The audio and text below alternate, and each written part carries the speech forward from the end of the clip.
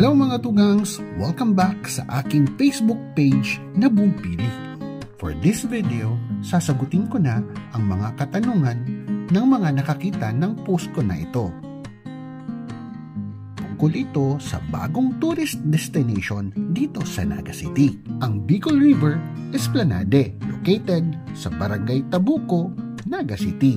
Ito ay isang bagong dinidevelop bypass road ng local government of Naga City under Mayor Son Ligacion. Maraming nagtatanong sa comment section at may nag-PM sa akin kung paano daw makakapunta sa lugar na to. So, andito ako ngayon sa Diversion Road, Naga City. Ito yung papuntang Pili at ito yung papunta ng Manila. Papunta kayo dito sa Caltex is madadaanan yung Pure Gold, Win-Win Mall at SNR. Pagdating after ng SNR, ito na yung Caltex gasoline station.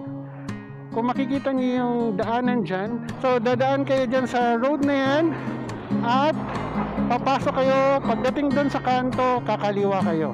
Marami na din ang pumupunta dito para mamasyal kasama ang pamilya, kaibigan at syempre ang kanilang loved ones. Isa rin sa mga katanungan ay kung may nabibili din bang mga pagkain sa lugar na to. Meron mga food stalls dito sa Bicol River Esplanade. Meron kang mabibili gaya ng mineral water, soft drinks, juice, kikiam, hotdog, burger, barbecue, mga chicherya, at ang favorite ko ay ang kape.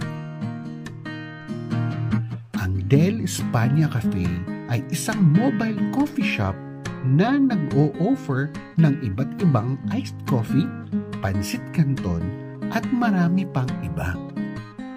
Tamang-tama ito habang nakatambay, nagkukwentuhan at umiinom ng masarap na kape. Maraming salamat kay Kay at Sean sa pagpayag na makuhanan ko sila ng video. Maraming salamat din sa mga stall owners na pinayagan ako na ma-promote ko ang kanilang produkto. Gusto nyong ma-feature ang inyong mga produkto sa aking free promotion episode? Message nyo lang ako sa aking Facebook account na ito at pag-usapan natin.